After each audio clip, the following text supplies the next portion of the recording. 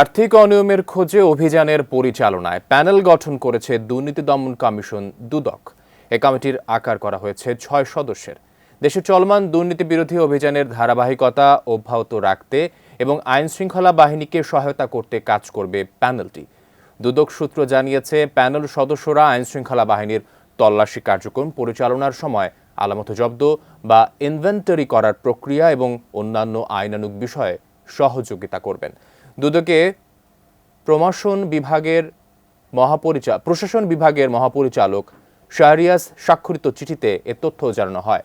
প্যানেলের সদস্যরা হলেন উপপরিচালক দেবব্রত মণ্ডল, হুমায়ুন কবির, সাইফুল ইসলাম ও মোহাম্মদ তাজুল ইসলাম ভুইয়া এবং সহকারী পরিচালক জাফর সাদেক শিবলি ও শোয়েব ইবনে আলম।